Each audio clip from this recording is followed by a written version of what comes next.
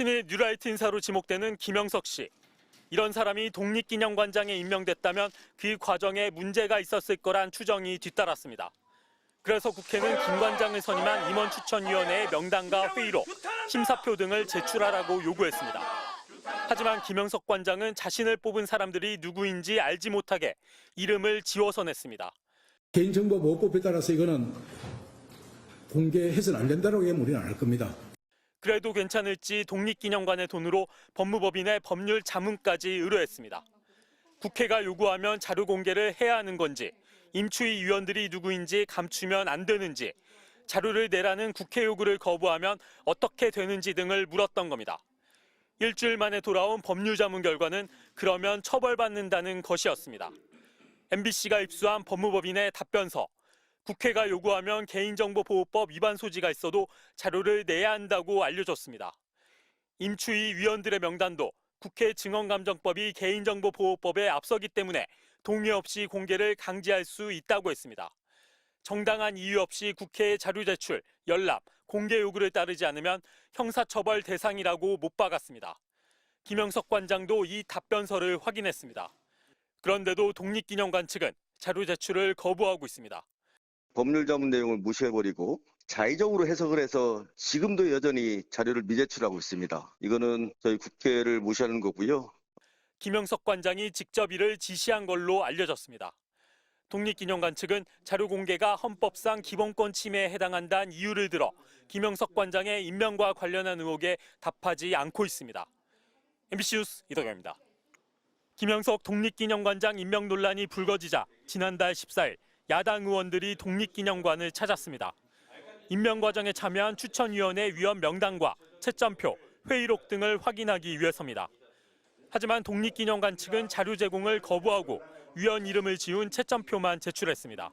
자료 전체에 대해서 확인을 하려고 하는 거지 저희가 수박 겉핥기식으로 보여주시고 싶으신 것만 보고서는 가려고 한 게 아니지 않습니까? 공개가 어렵다고 판단되는 부분은 본인이 동일하던 법적 검토를 통해서 그 후에 저희가 알려드리겠다는 그런 입장이고요.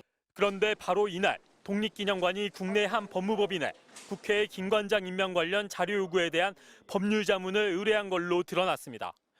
질의 내용엔 구체적으로 국회가 요구한 자료 제출을 제한할 수 있는 법률과 사유, 또 요구 자료를 제출하거나 열람, 공개하는 것을 제한했을 때 발생하는 문제점을 물어보는 내용도 포함됐습니다.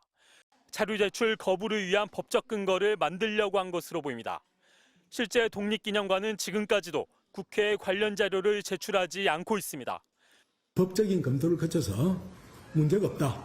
또 위원들께서 내가 좀 불편하지만 공개할 입장이라면 동의를 하겠습니다라고 하는 의사를 확인한 이후에 법률자문 비용은 220만 원, 독립기념관 예산으로 지불됐습니다.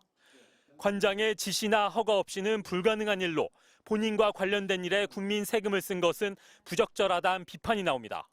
이에 대해 독립기념관 측은 해당 법률자문이 임원추천위원회 운영과 관련된 공식적인 내용이라며 적법한 예산 사용이라고 밝혔습니다. MBC 뉴스 이덕영입니다.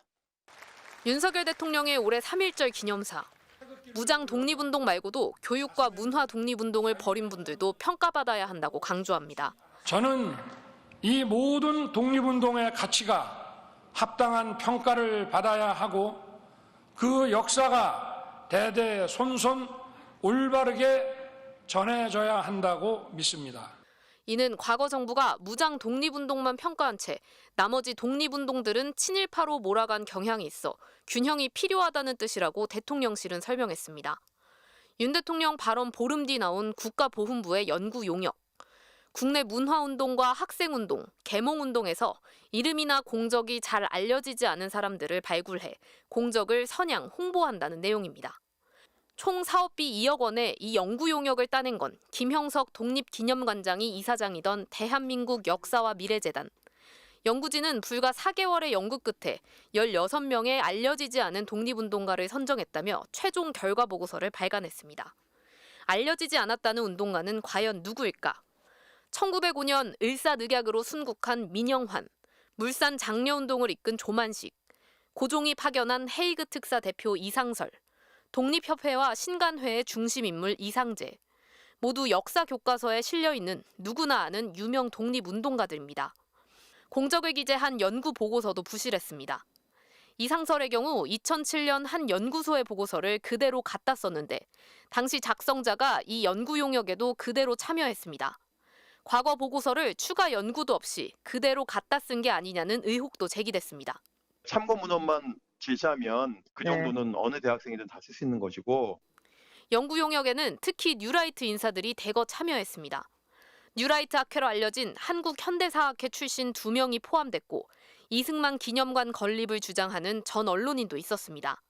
지난 5월 연구진이 개최한 학술대회에 참가한 발제자는 1948년 건국절의 정통성을 주장하고 종북 좌파들이 이승만, 박정희 두 전직 대통령을 집요하게 흠집내고 있다고 주장하기도 했습니다.